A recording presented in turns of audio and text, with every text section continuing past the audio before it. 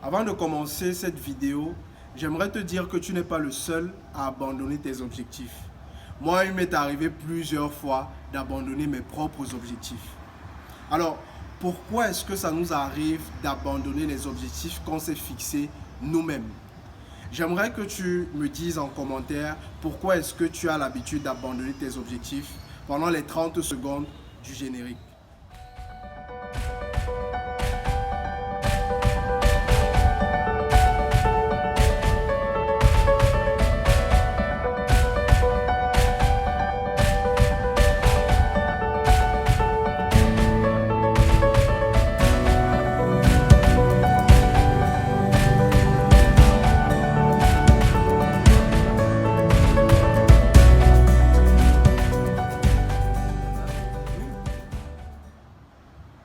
Comme je le disais, tu n'es pas le seul à abandonner tes objectifs.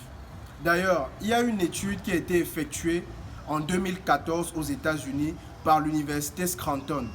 Et lors de cette étude-là, ils ont pu démontrer que 92% des Américains abandonnent leurs objectifs au cours de l'année. Vous pouvez rechercher cette étude-là sur Google.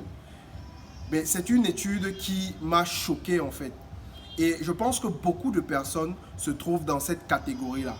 Alors c'est le début d'année ou alors c'est la fin d'année, on se fixe de nombreuses résolutions et au bout de 2-3 mois, on a abandonné pas mal d'objectifs. Pourquoi cela arrive généralement? Moi je me souviens lorsque j'étais au collège, je m'étais fixé pour ambition de devenir un footballeur professionnel. Alors pourquoi est-ce que je m'étais fixé cet objectif-là?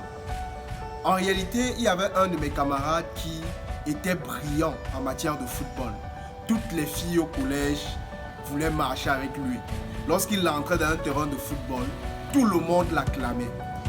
Et moi, lorsque je le voyais, je l'enviais. Je voulais devenir comme lui parce qu'en réalité, tout le monde rêve de réussir. Et moi, j'étais vraiment fasciné par sa réussite. Je m'étais donc donné pour ambition de devenir un footballeur. Parce que je me disais que si lui réussit en étant footballeur, s'il a autant de réussite dans le football, moi également je peux faire de même. Alors je me suis lancé dans le processus. Il fallait faire du sport, il fallait contrôler son alimentation. Après quelques semaines seulement, j'ai tout abandonné. J'ai tout abandonné. J'ai abandonné ce rêve alors que les gens me disaient que gars, on te voit déjà loin dans le football. Je m'étais carrément trompé d'objectif. Et la plupart du temps, on tombe dans ce piège-là. Alors le problème, ce n'est pas tant comment atteindre nos objectifs. Je pense que le véritable problème, c'est est-ce que nous choisissons les bons objectifs, les objectifs qui nous correspondent vraiment. Si vous avez remarqué dans mon histoire, je m'étais fié à la réussite de quelqu'un d'autre pour formuler mon objectif ou alors pour fixer mon objectif. Je vois beaucoup de personnes tomber dans ce piège-là.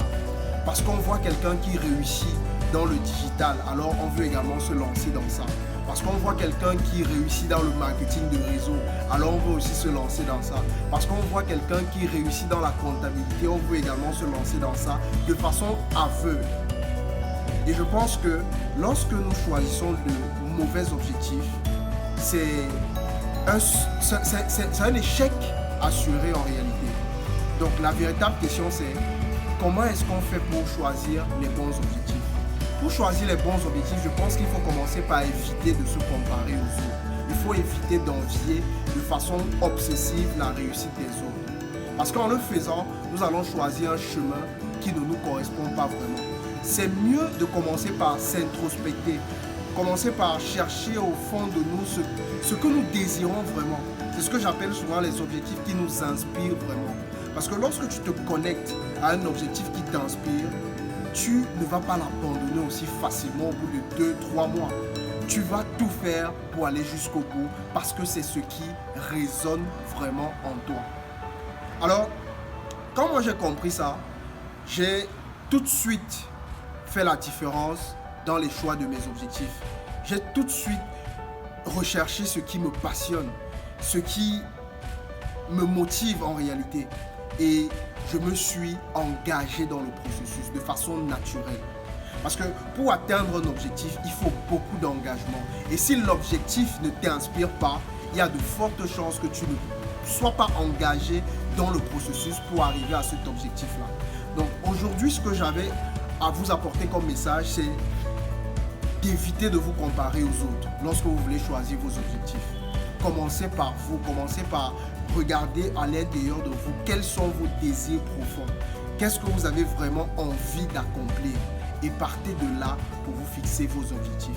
Parce que je pense que lorsqu'on fait ceci, ce qui nous inspire vraiment, on peut, ou bien on sera motivé sur la durée, on sera engagé dans le processus jusqu'au bout. Si ce que je dis dans cette vidéo fait sens pour toi, n'hésite pas à la partager dans ton entourage.